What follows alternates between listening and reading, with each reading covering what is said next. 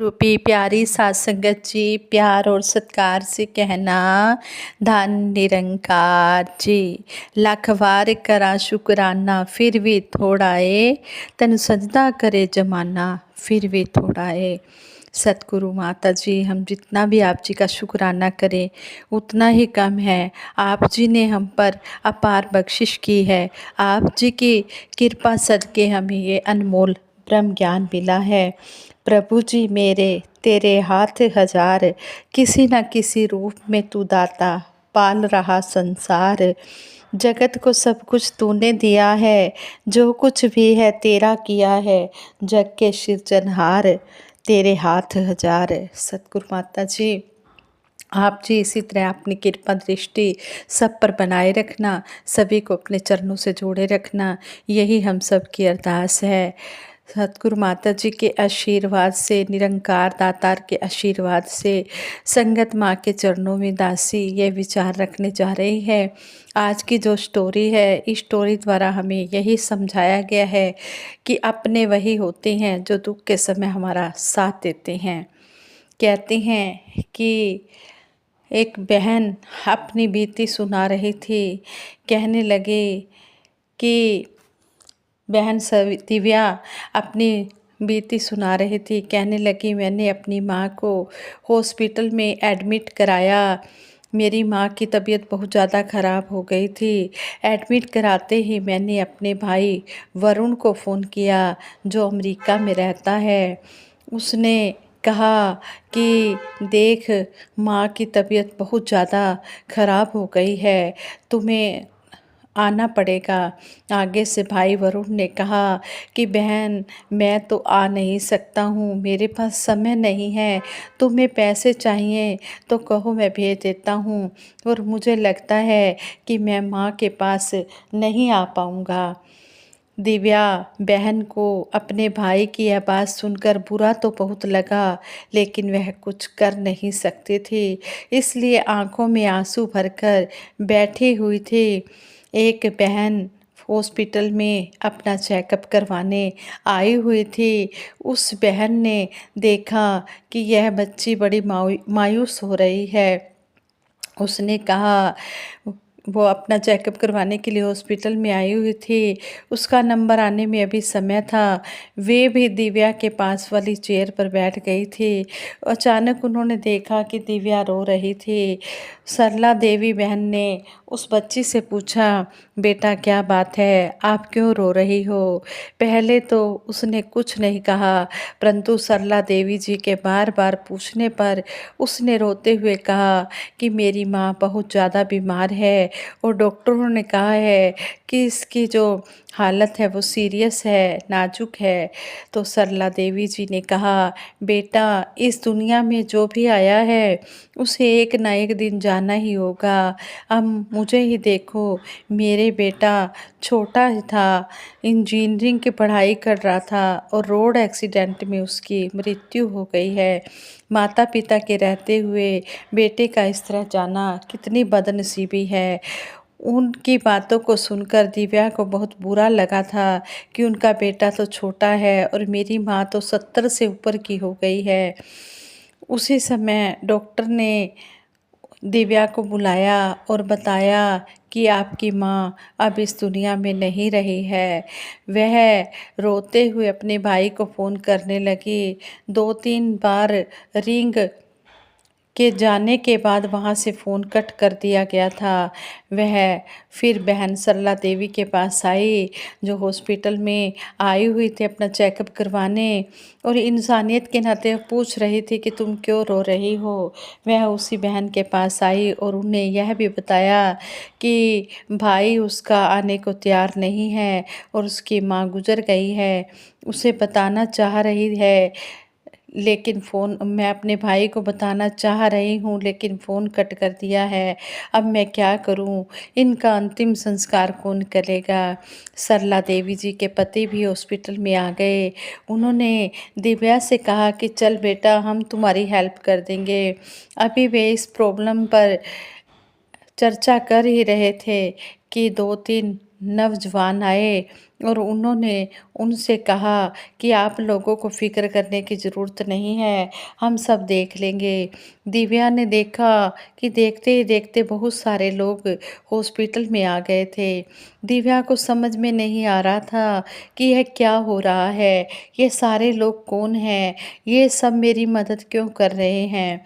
अभी वह सोच ही रही थी कि उनमें से एक नौजवान दिव्या के पास आकर उससे उनके घर का एड्रेस पूछता है। जैसे ही दिव्या ने अपने घर का एड्रेस बताया तो वे ही युवक सरिता जी के पार्थिव शरीर को उनके घर लेकर गए। दिव्या ने देखा कि वहाँ कुछ लोग पहले से ही मौजूद थे। उन्होंने घर के सामने टेंट लगवाया था, खाने पीने का भी प्रबंध कर दिया था। दिव्या तो रोना भी भूलकर इस अद्भुत चमत्कार को हैरानी से देख रही थी। घर पहुँचने के बाद सरिता जी के पार्थिव शरीर को एक ऊंची जगह पर रख दिया गया था। दिव्या अभी उन लोगों से कुछ पूछने के लिए आगे बढ़ ही रही थी कि उसे सामने एक बुजुर्ग सज्जन खड़े हुए दिखे थे। उन्हें देखकर लग रहा था कि इन्हें कहीं देखा है। दिमाग पर बहुत जोर लगाया तो उसे याद आया कि ये हमारे मैथ के टीचर हैं। उसने उनके अपने सर के पैर छुए और माँ के मृत शरीर को दिखाते हुए रोने लगती है और कहती है कि देखिए ना सर, हमारी माँ हमें छोड़कर कैसे चली गई है। उन्होंने कहा, बेटा तुम्हारी माँ बहुत मेहनती थी, मैंने उनके साथ मिलकर काम किया है। वो टीचिंग लाइन में थी, मेरे साथ ही पढ़ाते थे और उन्होंने बहुत ही मेहनत से बच्चों को पढ़ाया है। आज भी हमारे स्टूडेंट्स सरिता मैम को बहुत याद करते हैं। मुझे सौरभ ने फ़ोन पर बताया था कि सर सरिता टीचर हॉस्पिटल में एडमिट हुई है। सौरभ जी वहीं हॉस्पिटल में ही जॉब करते हैं। उन्होंने बताया कि सर सरिता टीचर हॉस्पिटल में एडमिट हुई है, उनकी हालत ख़राब है। मेरे ख्याल से बेटी अकेली है और भाई अमेरिका में है और आने से इनकार कर रहा है। मैं क्या करूं बताइए। दिव्या को ऐसे बातें करते देखते हुए देखकर सर ने कहा कि हैरानी हो रही है ना कि मुझे यह सब कैसे पता चला। सौरभ उसी हॉस्पिटल में डॉक्टर है जहां सरिता को एडमिट कराया गया है। उसने तुम्हारे भाई से हो रही बातों को अनचाहे ही सुन लिया था। उसने ही मुझे सब कुछ बताया है। अब तक तुम जितने भी लोगों को काम करते हुए देख रही हो, ये सब तुम्हारी माँ के स्टूडेंट्स हैं। पुरुषोत्तम सर के मार्गदर्शन से उन सभी स्टूडेंट्स ने माँ सरिता माँ को भव्यपूर्ण श्रद्धांजलि अर्पित किया। मुझे लगा कि एक माँ हार गई थी लेकिन एक टीचर की जीत हुई है।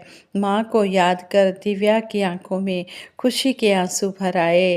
पुरुषोत्तम सर ने दिव्या के सर पर हाथ रखा और कहा कि ज़रूरत पड़ने पर मुझे याद करना।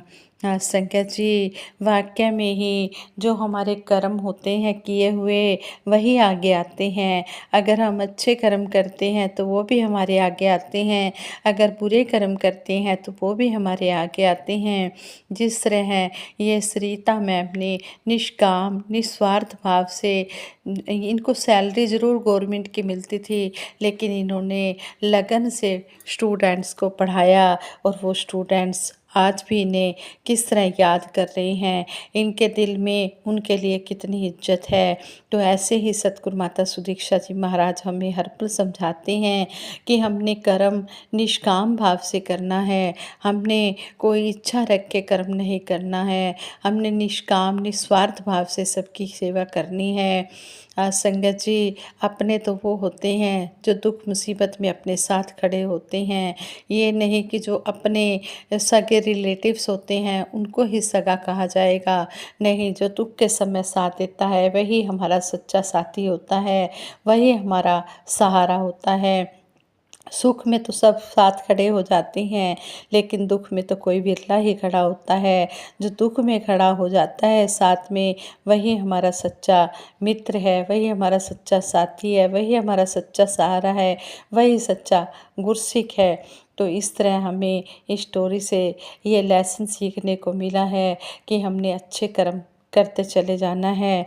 किस तरह ये सर ने किस तरह इस बहन की हेल्प की और किस तरह ये बहन ने ये सब देखा और हैरान हुई कि दुनिया में ऐसे लोग भी हैं जो निष्काम निरक्षित भाव से सबकी सेवा करते चले जाते हैं। इसलिए हम ऐसे कर्म करें कि हमारे साथ हर कोई खड़ा हो, हमारे साथ हर कोई दुख के समय हमारी हेल्प करे। ये देखो दुख सुख तो आते जाते रहते हैं, ये तो दासी नहीं कहेगी कि हमारे पर दुख नहीं आएंगे, नहीं, दुख सुख ने तो आना है, पर हमने दुख सुख से पार कैसे होना है। सतगुरु निरंकार दातार का सहारा लेकर हमने दुख से भी पार हो जाना है, सुख से भी पार हो जाना है। सुख और दुख से ऊपर उठकर हमने भक्ति करते चले जाना है। सतगुरु निरंकार के आगे यही अरदास करनी है कि हे दातार, जैसे आप जी ने हमें अपने चरणों से जोड़ा है, इसी तरह अपने चरणों से जोड़े रखना। हमें तो आप जी का ही सहारा है, आप जी का ही आसरा है। तेरा आसरा होवे तो सारे काम होंदे जाते ने। तेरी शरण में अगर हम लगे रहें तो हमें कुछ भी पता नहीं चलता है कि हम किस तरह दुख सुख से पार हो रहे हैं। सतगुरु निरंकार का सहारा हमने हर पल लेना है और यही अरदास करनी है सच्चे पातशाह, जिस तरह आप जी ने अपने चरणों में बिठाया है इसी तरह चरणों में अंतिम श्वासों तक बिठाए रखना। हमें आप जी का ही सहारा है, आप जी का ही आसरा है, आप जी का ही हमें आस है। आप जी सब कुछ कर सकते हो, आप जी मालिक हो। हे समर्थ परमात्मा, हे निर्गुण निरंकार, तू करता है जगत का, तू सबका आधार, तू ही करने कराने वाला है, तू ही सारे संसार का सहारा है। हे मेरे मालिक दीनदयाल, हर घट में आप जी बैठे हो, किसी भी घट से आप काम करवा सकते हो। आप जी मालिक हो, आप जी खालिक हो, तू मालिक तू खालिक मेरा, तुझे के अरदास करा। तन मन धन सब तेरी माया, पेश में सारी रास करा। ये दातार सच्चे पातशाह, पहले प्रण में ही अपने तन मन धन सतगुरु निरंकार के चरणों में सौंप दिया है, फिर हम कभी भी इस पर अपना अधिकार ना बनाएं। सतगुरु के आगे ये अरदास करें, तू जिवें चलावें सन चलना आ जाए, तेरा क्या पातशाह सन मन ना आ जाए। जिस तरह भी आप जी चलाना चाहते हो इस तरह हम चलते चले जाएं। कभी भी हम किसी बात में भी किंतु परंतु ना करें, हम सतगुरु का आशीर्वाद लेते चले जाएं। सतगुरु निरंकार दातार साथ संगत माँ का हर पल हमारे सिर पर हाथ रहे, इसी तरह मेर भरी नज़र रहे, मेर भरा हाथ रहे। हे दातार सच्चे पातशाह, दासी को परिवार सही सद्बुद्धि देना, सद्विचार देना, सदमार्ग देना। औखी घड़ी ना देखन दे, अपना भी रस संभाले, हाथ दे रखे श्वास श्वास प्रतिपाले। हे सच्चे पातशाह, हर पल अपना मेहर भरा हाथ बनाए रखना। और इस तरह जो मुश्किल की घड़ी होती है, वो जब सतगुरु का सहारा होता है तो मुश्किल की घड़ी मुश्किल लगती ही नहीं है। तभी तो कहा औखी घड़ी ना देखन दे, जिसको इसका सहारा होता है उसको मुश्किल की घड़ी कभी भी दिखाई नहीं देती। दुख सुख तो ये परछाई की तरह होते हैं, ये आते हैं जाते हैं। उतराइयाँ चढ़ाइयाँ कई जिंदगी विच आउंदियां ने, हथ होवे तेरा सिर ते आके लंघ जांदियां ने। जब सतगुरु निरंकार का सहारा होता है तो ये उतराइयाँ चढ़ाइयाँ दुख सुख सब ये दूर कर देता है, सब सारी स्थितियों से ये पार कर देता है। साथ संगत जी, ये विचार करते हुए बहुत सी गलतियाँ हुई होंगी, उन गलतियों के लिए आप जी क्षमा कर देना, आगे के लिए सुमत बख्शना। साथ संगत जी प्रेम से कहना, धन निरंकार जी।